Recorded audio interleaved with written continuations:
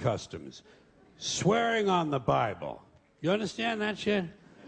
They tell you to raise your right hand, place your left hand on the Bible. Does this stuff really matter? Which hand? Does God really give a fuck about details like this? Suppose you put your right hand in the Bible, you raise your left hand. Would that count? Or would God say, sorry, wrong hand, try again? And why does one hand have to be raised? What is the magic in this gesture? This seems like some sort of a primitive voodoo mojo shtick. Why not put your left hand on the Bible, let your right hand hang down by your side? It's more natural. Or put it in your pocket. Remember what your mother used to say? Don't put your hands in your pockets. Does she know something we don't know? Is this hand shit really important? Well, let's get back to the Bible, America's favorite national theatrical prop. Suppose the Bible they hand you to swear on is upside down, or backward, or both, and you swear to tell the truth on an upside-down, backward Bible. Would that count? Suppose the Bible they hand you is an old Bible and half the pages are missing. Suppose all they have is a Chinese Bible in an American court, or a Braille Bible and you're not blind. Suppose they hand you an upside-down, backward Chinese Braille Bible with half the pages missing.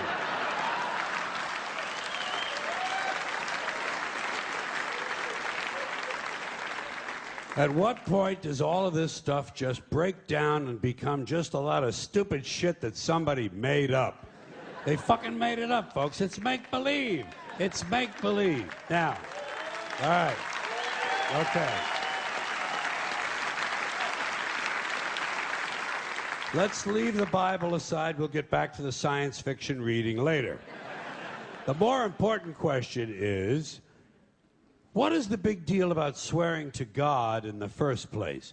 Why does swearing to God mean you're going to tell the truth? Wouldn't affect me. If they said to me, you swear to tell the truth, the whole truth, and nothing but the truth, to help you God, I'd say, yeah. I'll tell you about as much truth as the people who wrote that fucking Bible. How do you like that? Huh?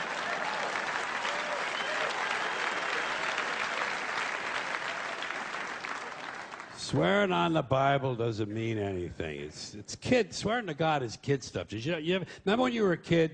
If you told another kid something he didn't quite believe, he'd say, "You swear to God?" I would always say, "Yeah, I swear to God," even if I was lying. Why not? What's going to happen if I lie? Nothing.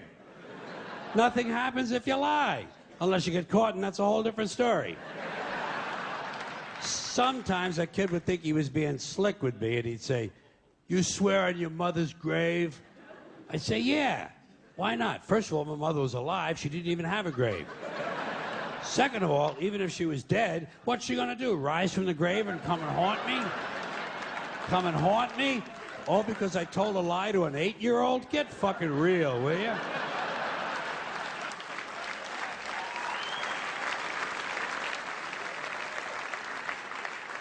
Sometimes I would say, "I swear on my mother's tits." Kids are impressed with things like that. I mean, I don't care about my mother's tits either. I don't care if they fell off. Fuck her. Not my problem. They're your tits, Ma. You keep an eye on them. Swearing to God doesn't mean anything. Swearing on the Bible doesn't mean anything. You know why? Because Bible or no Bible, God or no God, if it suits their purposes, people are going to lie in court. The police do it all the time. All the time. Yes, they do. It's part of their job to protect, to serve, and to commit perjury whenever it supports the state's case. Swearing on the Bible is just one more way of controlling people and keeping them in line, and it's one more thing that holds us back as a species.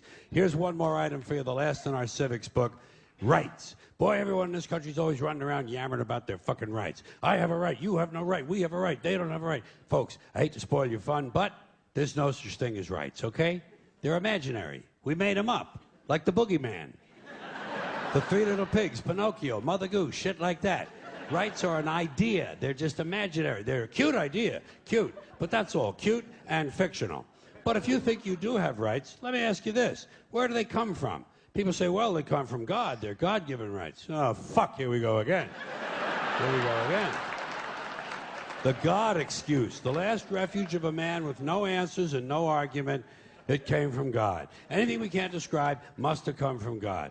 Personally, folks, I believe that if your rights came from God, He would have given you the right to some food every day, and He would have given you the right to a roof over your head. God would have been looking out for you. God would have been looking out for you. You know that?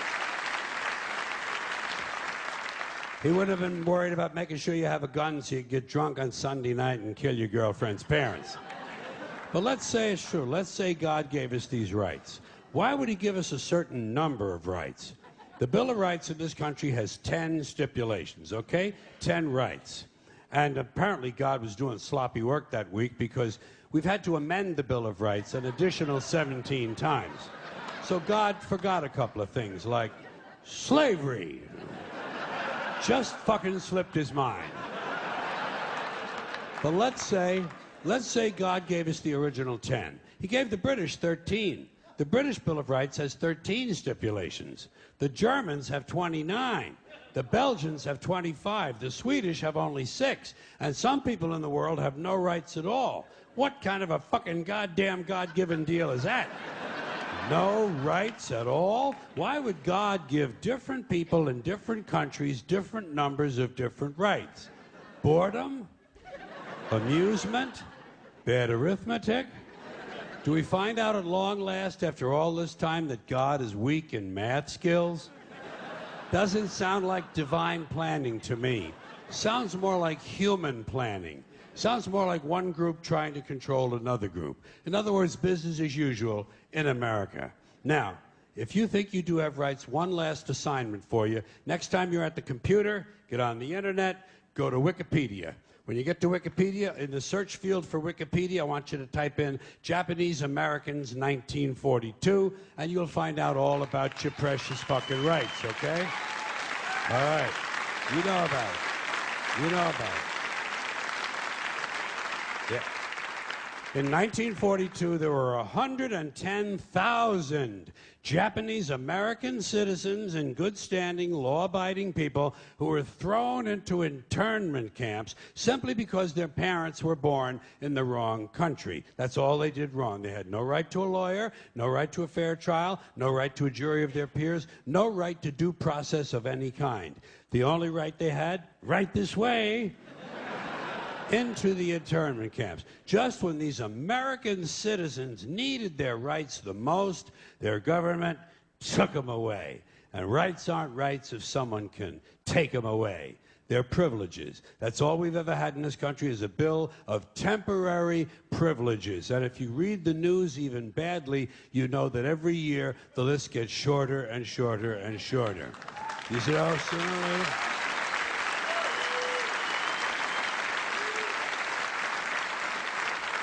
Yeah. Sooner or later, the people in this country are going to realize the government does not give a fuck about them. Government doesn't care about you or your children or your rights or your welfare or your safety. It simply doesn't give a fuck about you. It's interested in its own power. That's the only thing, keeping it and expanding it wherever possible. Personally, when it comes to rights, I think one of two things is true. I think either we have unlimited rights or we have no rights at all.